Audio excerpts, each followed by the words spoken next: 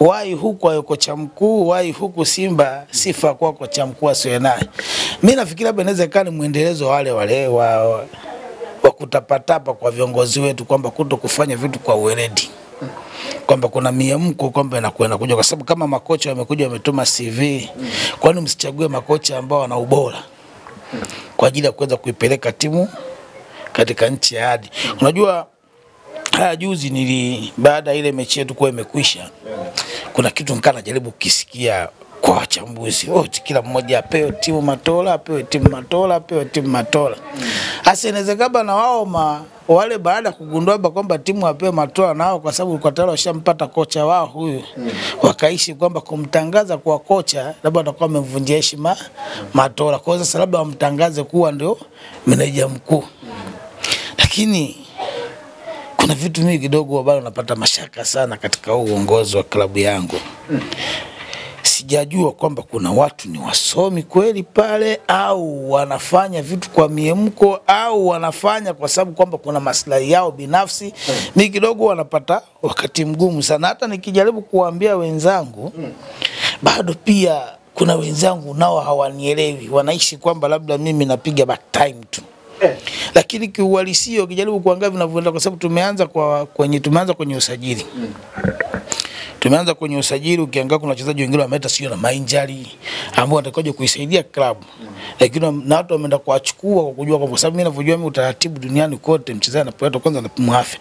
Maana kupimwa afya maana yake ni kutaka kujua huyu mchezaji yuko zake fit kwa ajili ya kutumikia klabu. Sasa huwezi kwenda kuinvest ukawekeza fedha kwa mtu ambaye una imani kwamba hatakupa kile ambacho unachokihitaji, lakini unakwenda kuinvest fedha kwake. Maana yake ni kutukosea sisi mashabiki. Sio na vizuri. Na hii si mara ya kwanza wamekuwa wakifanya mara kwa mara. Yaani hawapendi kujifunza. Sasa sijajua kwamba huwa hawapendi kujifunza au wanafanya kwa makusudi au wana maslahi binafsi na watu ambao wanakutana. Sasa leo hii kwa mfano unamuona kocha huyu, mimi kwa akili yangu na imani kwamba wamekwepa maswali kwamba huyu ndo kocha, hilo wamekwepa maswali kwa sababu ya kitu kimoja. Na mimi pia nilikuwa ningeweza kuwauliza kama wangesema ndo kocha mkuu. Timu ambayo tumeenda kukutana nao ukiangalia jinsi inavyocheza, unaiona kabisa kama ni timu ambayo haina future. Kwa sababu mwezi kuanzia mwanzo mnakuwa mpaka mwisho, halafu amtafuti magona. Sisi shida yetu sisi kwetu sisi Simba ni ile kadiante hizo ambalo wanalo wale kule, ndio ambalo tunalo sisi katika timu yetu. Sasa kama ndio ile ambalo tunalo sisi katika timu yetu, wao ukamchukue kocha ambaye wale kule mwenyewe kashindwa kutatua tatizo ambalo wao wanalo. Ukimleta Simba anaweza kutatua. Sasa nafikiri kwamba wakafikiria kwamba kama tutamtangaza kwa huyu ndo kocha mkuu, tukamleta hapa nchini, wakati katika timu yake mwenyewe ameshindwa ameshindwa kutatua tatizo la ufungaji wa Simba. Sio vizuri. Sasa na wao wakapiga zake hesabu. Sasa tukisema okay fine ndo yeye, maswali kwetu yatakuwa ni mengi. Sasa hapana, tuwazunguke hawa, tumtangaze kwamba huyu ni meneja mkuu na sio kocha mkuu. Maana yake kwamba ni kwa sababu ukija kuniambia kama unaweza kumwachia Matola timu, bado mimi siwezi kuamini. Isipokuwa nilichokuwa nakiamini mimi, kuna kitu kimoja ambacho hapa niweza kukiona katika ile timu yangu juzi wakati tulikuwa tunacheza. Kuna watu wakawa wanasema kwamba Matola amefanikiwa kwa asilimia ngapi? Wanasema kwamba amefanikiwa kwa asilimia 100. Wao sasa hivi wapeza. Lakini sasa kuna kitu wao wamekisahau, sio kama Matola alifanikiwa. Ila Matola alichange. Unajua siku zote kwa napigia kaya naambia kwamba unamwona yule Mpanzo, unamwona Chaziaua, wale wanaikaba timu. Yaani ukiendelea kuwapa nafasi waendelee kucheza mle ndani, maana yake utaenda kutengeneza matatizo katika timu. Ndio juzi Matola nadhani akawa amenielewa, akaweka benchi, akaachukua. Na natangia mwanzo nilikuwa namwambia ukimchukua huyu nani hivi, huyu Mtale, naanza kuona kuna namba 10. Lakini sio Chaziaua. Sasa ukiangalia ukimwangalia Abraham, Abraham ukimwangalia na huyu sawa. Na hata ukiangalia usimuone kwa mfano kama kipindi cha kwanza walikuwa wanakwenda vizuri, kwa sababu unajua ukienda kukutana na Beli ambaye imepaki, lazima upate wachezaji ambao ni mbrikaji wenye kupiga pasi za haraka ili defense ile. Juzi ulikuwa unaona watu wanabaki nyuma, defense zinafunguliwa kwa pasi za haraka. Lakini sasa kuna mtu mmoja tu ndio alikuwa anafelisha, ambaye alikuwa ni Mpanzu, kwamba wakati wenzake wanaenda kufungua defense, wakipeleka kwake mpira unaenda kufia kule kule kwake. Bahati nzuri kipindi cha nilikuwa nimekaa nikasema kwamba kama Matola ataona katika pale mbele anatakiwa afanye hesabu hizi ambazo mimi niziangalia kwa makini. Kasema pale inabidi kwamba amtoe huyu nani Mkwala, kwa sababu Mkwala naye alikuwa kwamba zikigongwa yeye ndo mwisho akipelekewa, yani baada kugeuka kuliangalia goli na yeye atakapia apige touch vile vile, kitu ambacho nikasema hapana, hakuna seko namna hii. Ndio nikana mkumbuka Soa pale kwamba kwa Soa kama hii anatani anapiga. Lakini katika safari hii amchukue Mahema amuingize pale katikati, kwa sababu Mahema kidogo ana element wa namba 10. Sasa pole akishakutana Mahema akakutana na Mtale, wakaja kukutana na Abraham, au pale mbele kuna Soa, na hizi nazogongwa hizi za kupishana zina imani chochote kinaweza kufanyika. Kweli kipindi cha pili akanisikia mwanzoni kabisa, akamtoa. Alivomtoa tu, alivomuingiza Mahema, wakaanza kuona tena watu wanaanza kupata burudani. Kwa nini? Kwa sababu kwa tukifika pale mbele zinagongwa za haraka haraka, ni fungua ingia, ni fungue twende, support mashambulizi. Vitu vile kina Mpanzu hawezi. Mpanzu anataka kwamba umpe akimbie we akaone mwenyewe afunge mwenyewe.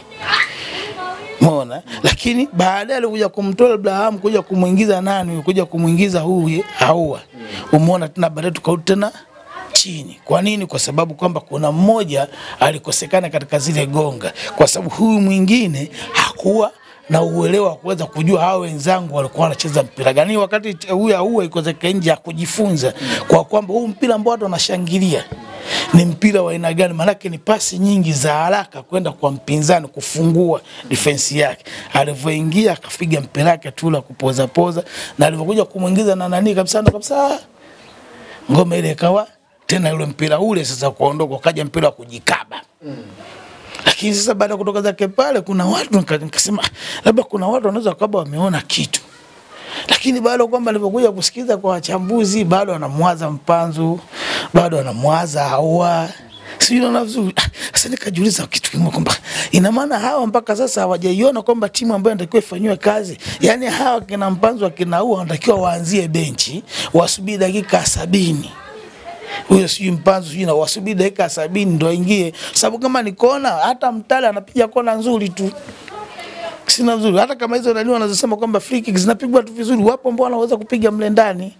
Lakini sasa kama tukisema kwamba twende na hawa, hata huyu anayekuja huyu, mimi nakwambia kweli tamfukuza tu kwa muda mfupi sana.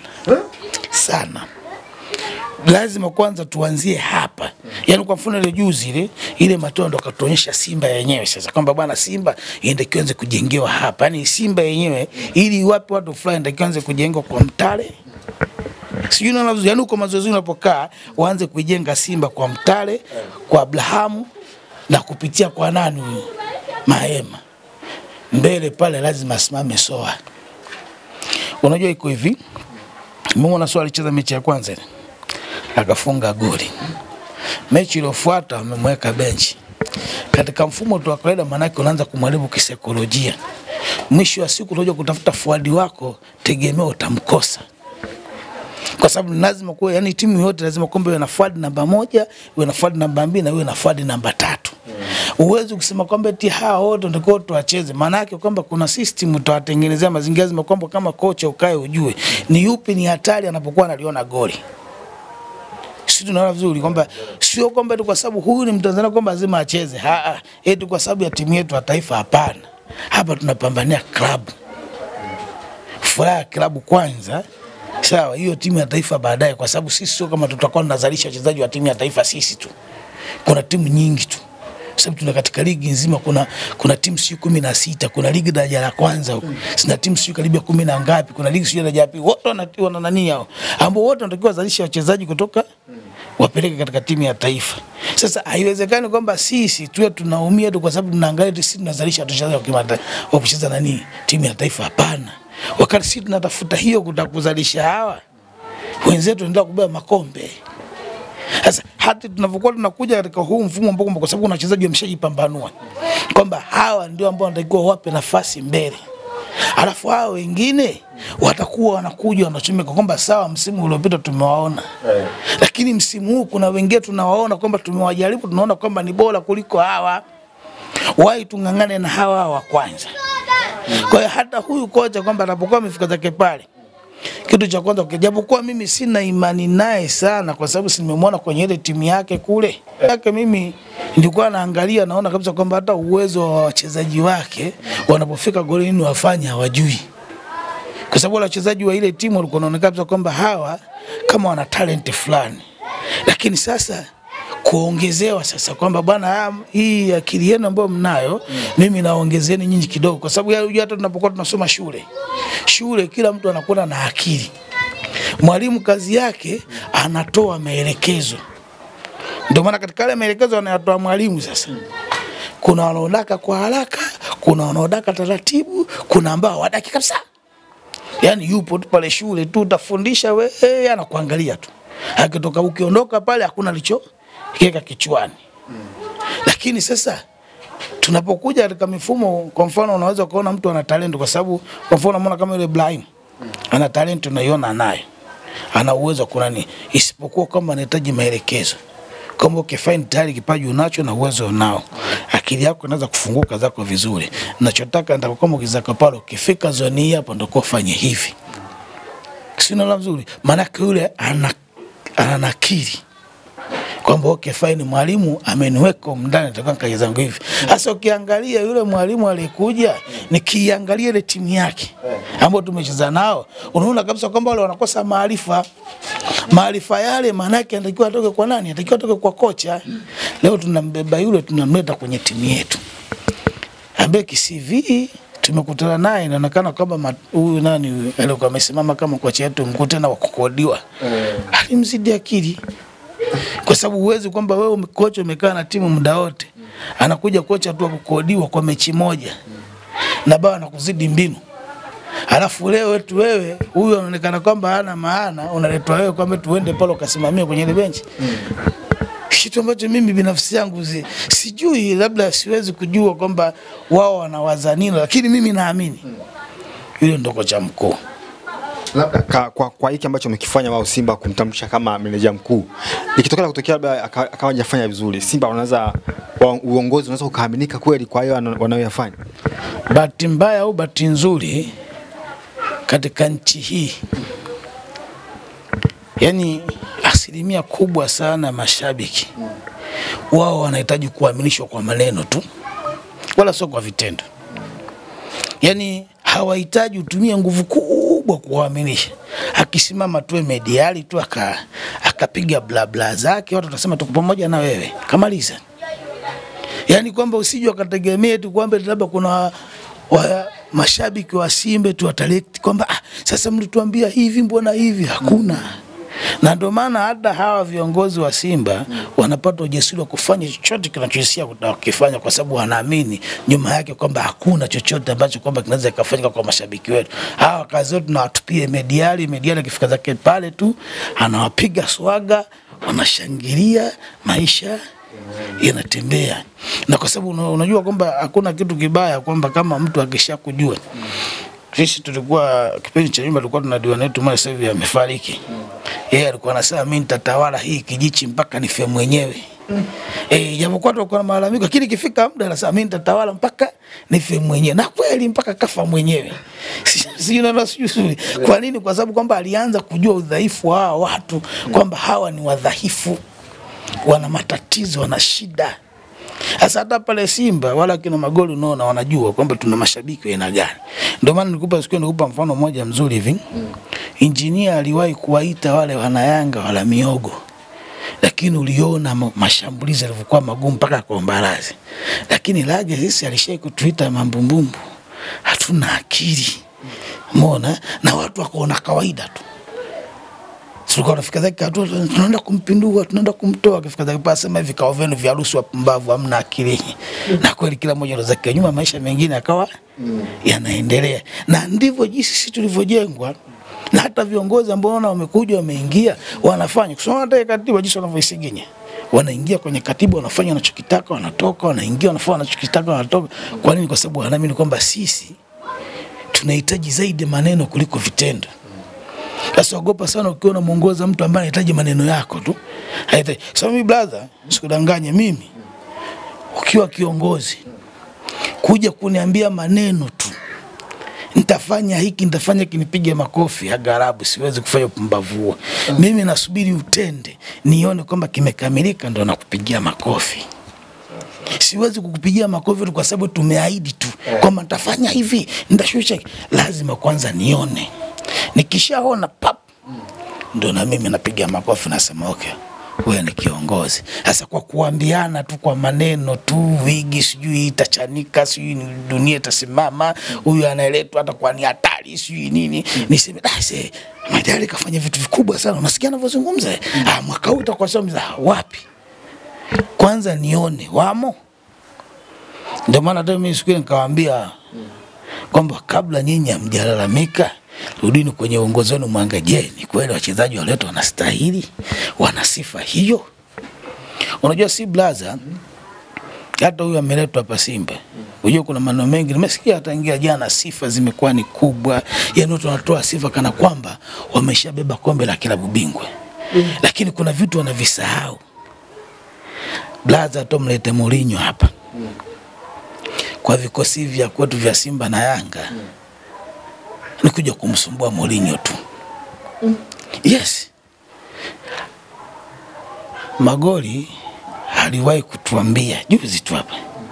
Akasema tu wana Simba mpaswa kulalamika kwa sababu wale wenzetu wanaitwa wachezaji wazuri. Kwa sababu ya nini? Kwamba wana hela, sisi hela hatuna. Sasa tunaweza kuleta vipi wachezaji wa kushindana wakati hela? Sasa kuna wakati mwingine watu wanajua. Yaani unajua kuna wakati mwingine unamleta kocha afu nataka nifike finali. Wakati unajua wachezaji wa kufika finali huna. Alafu unasema kwamba tufike finali. Unafikaje finali wewe na wachezaji kina Mkwala? Sijui kina kama kipingiro kwa sijui kina Ateba wale. Mtu akwambia lazima tubebe kombe tule. Unaletaje? Blaza. Utateseka tu kwa sababu kuna wenzako. Kwa mfano unapiga unaangalia kwamba gap jinsi ilivyo. Na wewe uweze kujua kwamba sisi hatuko serious. Yaani kuna mtu ana mchezaji. Sawa? Anakupa kwa mkopo. Maana kwenye timu yake ana nafasi. Alafu yeye anapigania klabu bingwa hiyo hiyo na unapigania klabu bingwa hiyo hiyo. Unasema bwana wewe kwa sababu nafasi kwako hana, nipe mimi. Anakupa unasema mimi kwangu mimi huyu ni Ruru. Alafu unaenda kushindana na yule mtu ambaye atakakombelia na atakakombelia. Kuna mwingine anakuja anafika kwako anasema ili bonge moja la steka hatari sana, wakati kule hakuna alichokifanya na mtu kamwacha, na yule aliyemwacha pia anapambania kwenye klabu bingwa. Alafu yule ambaye kamwacha zake kule kakuletea wewe, ambao anasema huyu ni bonge la steka, maana yake anatakiwa akapambane na yule ili waweze kubeba ile kombe la Afrika. Katika hali ya kawaida wewe uone kama tunafanya vitu vya masiara tu. Sina, yani kwamba unajua kuna wakati mwingine hatuambiani ukweli. Blazo ukitaka kushinda, unajua mimi hapa nilikuwa naambiaga watu siku zote kwamba huyu Azam kinachomfelisha ni kitu kimoja. Anasubiri Simba waache, Yanga waache, ndo anachukua. Anapeka kwenye timu yake. Sasa ukishaacha Simba akaacha, Yanga akaacha, maana wachezaji hao hawafai. Ukichukua wewe alafu wewe tena unataka kutangaza ubingwa na Simba na Yanga, maana kila siku wewe utakuwa nyuma tu. Unaobeba vipi wakati wenzako makapekape ambao umeona hayasaidii ndio umeatupa wewe ndio umeyabeba, unaona mali. Ndio ilivyokuwa kwa Simba na Yanga, wanasubiria kwamba TP Mazembe mchezaji achoke, hawezi tena uwezo, ndio wanakuja. Alichezaka TP Mazembe huyo. Mchezaji sio kwa Mamelodi kishachoka huko, viwango vimeshuka, akicheza hapa ni Ruru. Wewe unafahamu sana. Wewe unajua Mamelodi wewe? Katoka huko umemchukua katika mfumo upi? Je, umeenda pale ukavunja mkataba ukabeba mchezaji akiwa anahitajika pale? Leo hii tumemuuza Mayele. Simba la Yanga wana uwezo kwenda kumbeba tena Mayele. Kapanda. Sasa leo Yanga sio walikuwa ni wa kwao. Lakini hawana tena uwezo kwenda kumchukua. Sisi tumeenda kumchukua Mixon kishakuisha. Hana chochote, nikabakia makapekape, tukarudisha tukashangilia. Unaona? Yule katoka zake kula anawajua wale. Sasa subiria wakija hapa Taifa ataliko mbinu kisha anakupa mbinu gani mchezaji? Yeye mwenyewe kafeli kwenda kuja kupa mbinu gani ya kumfunga Lale.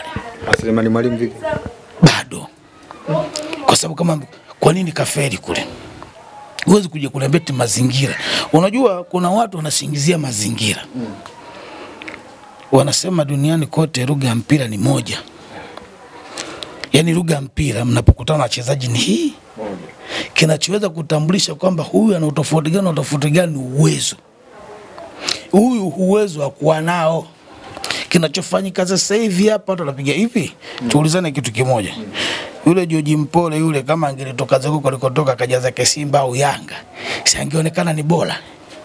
Lakini kaja kafikia huko kwingine hawamzungumzi kwamba kafeli, wanaona ni mtu aliyefeli, mtu ambaye alikuwa na mipango. Lakini kwa sababu huyu mwalimu amekuja zake Simba, sasa tusiangushe timu yetu tumpambe. Lakini je, katika uhalisia tukikaa katika mioyo yetu tunajiuliza, ana uwezo kweli wa kwenda kupambana kuleta ile kombe hapa? Ukija kupata, kwa sababu kafika zake hapa Tanzania tunamhesabu ni nani? Seka namba 3. Huyu tu Matola baada kukaa pale ndo anajaribu kutengeneza mazingira. Sio hata kina Mzamili wameshaisha na wapa tu nafasi. Lakini usijue kategemea atakuja kocha mgeni haja mpe mwalimu nafasi. Juzi wanasema nana goli kafuka. Sidi ya wapi? Kwa sababu uwezo kutoka yani kwa mfano ile mechi ya juzi nimeona wanampa sana sifa Matola.